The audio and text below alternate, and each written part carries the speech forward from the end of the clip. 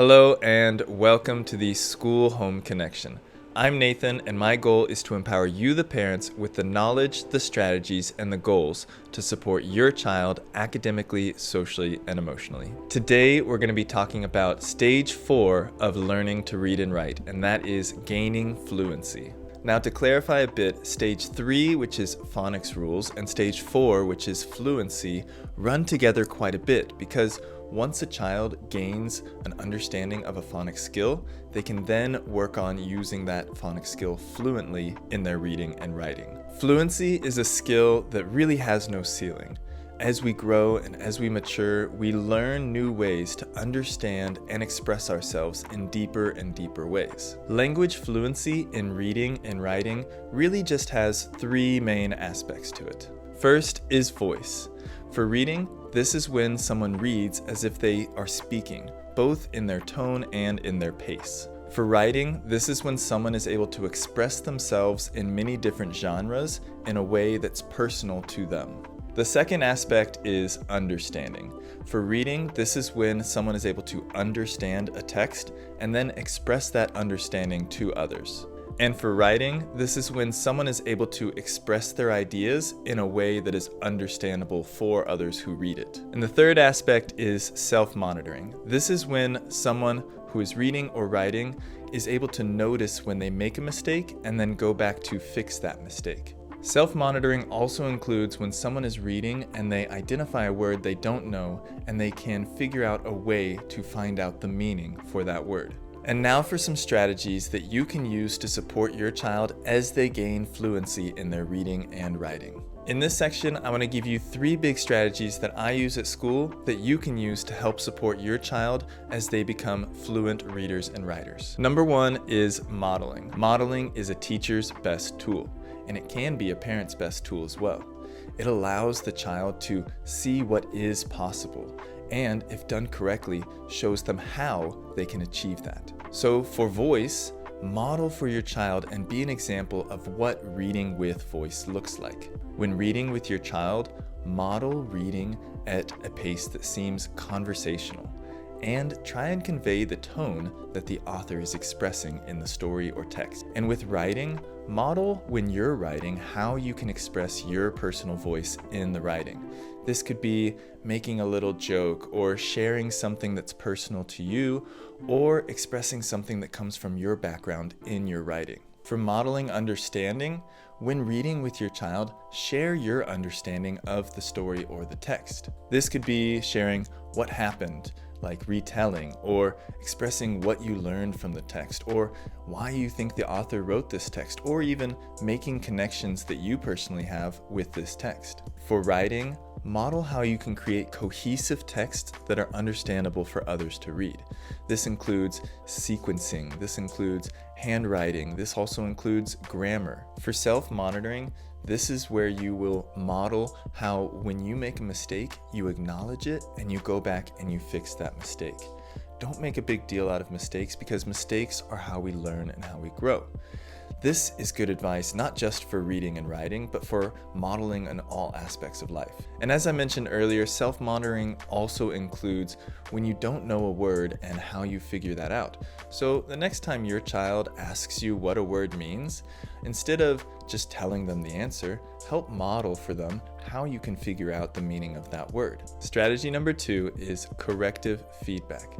Corrective feedback is a great tool for helping your child understand what they need to do next. Reflection skills take a lot of time to learn, and for children, it can be really helpful to have someone else be a part of that reflection process. With that being said, it can be really easy for a child to lose confidence if they're only hearing corrections that they need to make, or if there are too many corrections. What I try and do at school is I try and give 1 praise for every correction that I give. This can be applied when working with your child on reading or writing. Notice things that they're doing well with their voice or their understanding or their self-monitoring, and give them praise for the efforts that they put in and for achieving expectations. After which, you'll help them set a new goal that they can work towards. Strategy number 3 is purposeful practice. Whether it's playing basketball, the piano, or learning to read and write fluently, the best way to develop a skill is through purposeful practice. Now, I say purposeful practice for a reason, because there are bad ways to practice. And with reading and writing, there can be some bad ways to practice this. That could be maybe reading a book that's too easy or way too difficult for the child. For writing, it could be something like practicing using bad handwriting as they're going on. There are bad ways to practice, so set a purpose when practicing these skills with your child. Each time you practice with your child, just choose one goal that you want to work towards. And this can be a goal that you think or your child's teacher thinks they should be developing. If you're unsure of what this could look like, I encourage you to talk to your child's teacher and ask them for some ideas of how you can practice skills that your child needs to develop in a purposeful way. And now for some goals for you, the parents, to make sure that you're staying on track as you're supporting your child to become fluent readers and writers. Goal number 1 is to be consistent. Consistently model what good readers and writers do. Consistently give praise for efforts and accomplishments. And consistently give feedback on ways to improve. Finally, be consistent on setting aside time for purposeful practice. Children should have opportunities to read and write on a daily basis. And if possible, try and set aside time where you are reading and writing with your child. Goal number 2 is to be understanding.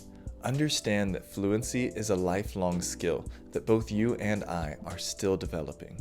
While we are technically fluent in our language, we're still learning new ways to express ourselves and understand ideas in deeper and deeper ways. So share in that growth with your child. When mistakes are made, understand through having made mistakes yourself. And when progress is made, celebrate together, for you understand how it feels to reach goals. And goal number 3, and the most important one, is to enjoy reading and writing yourself. Reading and writing are the 2 greatest academic skills your child can learn. Reading opens up a world of knowledge, wisdom, and entertainment. Writing creates outlets for communication and expression. This is why it's incredibly important for children to look at reading and writing in a positive way. And as we said, modeling is the greatest tool a teacher or parent can have. So model and show for your child how reading and writing can be enjoyable. And if you currently don't enjoy reading or writing, I highly encourage you to explore some different types and different styles of both texts and writings.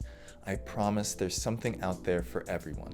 If you can model that reading and writing are both enjoyable and beneficial skills, it'll help your child to see those skills in a positive way and begin to have them become intrinsically motivated, meaning the motivation comes from within them to become better at reading and writing. The more fluent your child is in reading and writing, the more they're able to give their full focus to engaging in texts and creating engaging texts.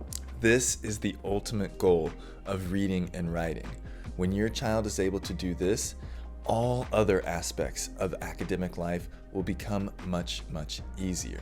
It will also unlock an aspect of their personal life. It will allow them to take in and express their ideas for knowledge, entertainment, and more. Thank you for tuning in to the School-Home Connection. I hope you're able to walk away with some knowledge, some strategies, and some goals to support your child as they become fluent readers and writers. If you like this video, it would help me out a lot to leave a like below. Make sure to subscribe so you'll be updated when my new videos come out every single week. And if you have a question about this video or an idea for a future video, leave it down in the comments. I'm going to read through every single one and reply to as many as I can. Thank you again for watching. I hope you have a great day. Keep learning, keep growing. Bye.